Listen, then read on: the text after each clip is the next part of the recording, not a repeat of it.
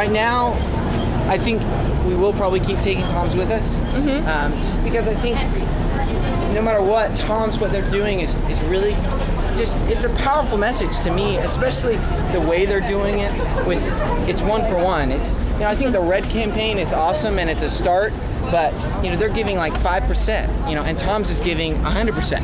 And I think that's an example for, you know, I don't want to be criticizing people who are taking the first step, and I think they are, but it's really cool that, you know, a company that they've got everything to lose, they don't have some ability, you know, some big fund to keep them going. You know, they're not established. Right. You know, they've been around for a year and a half, and now at the end of this, they will have given away almost 60,000 pairs of shoes. And so, you know, I think they're a great example. Part of the trip to Africa is not only going with Toms to be part of giving away the shoes physically and being there, but also we want to go around and meet with other groups that are doing different things in Africa.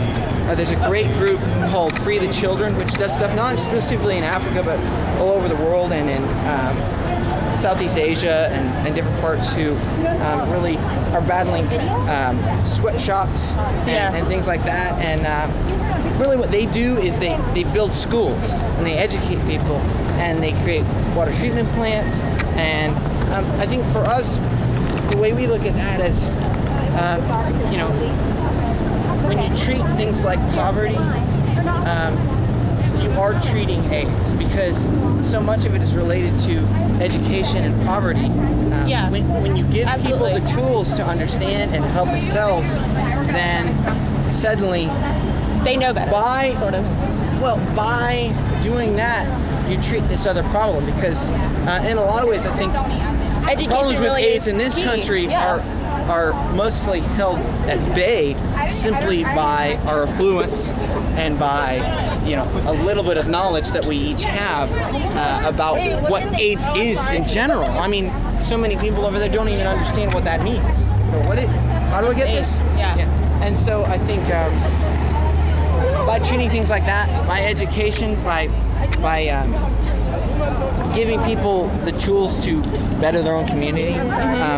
You know, we talked about how the hospital in South Africa has figured out how to bring the transmission rate down to 2%. So positive mothers having babies, only 2% of them will actually contract AIDS and HIV. But if they don't have clean water, they can't use the formula to give the babies.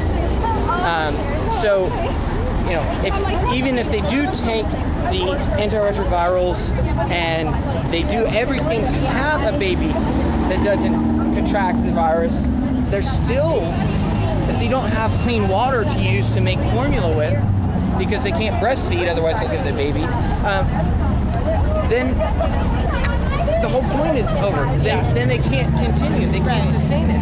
And so you have to treat the whole problem. You can't just say, if we get drugs there, it'll be all good. You know, because there's so many other things. And one thing that the doctors at HIVSA's at the hospital, they were saying, well, we have money, but we also need people. You know, part of the key here is being able to put into action the things we have that are working. You know, we know this works. We know these drugs work. We know if people do this, it'll work. But we don't have the manpower to go set up clinics all around the continent and the country to actually put it into action. And so, you know, by doing this, it kind of gets people more involved and more educated. I know about that it. I've met people who have decided to do things like nurses and things that have decided to serve and give time and actually go for 3 months, 6 months, Africa? and go to Africa. Okay. People who decided to join the Peace Corps and things like that and go to Africa. So we haven't specifically talked about people going, but I think through saying let's take action, let's do something today, right now. I think there will be people that choose to do that and will fill the roles that are needed as physical leaders in those cities. You know what I mean? Yeah. So do you think you'll be doing the walk every tour, even if it's not called the walk or whatever? right now, I'm kind of just putting one foot in front of the other. Walking. Walking. I don't think we'll ever stop trying to tell people to take action and give solutions to people as best we can. I know that our ideas are not the best ideas that are out there. Well, it's a start. It's more than that's other exactly. bands. Well, the point is, we know that we don't have the best idea.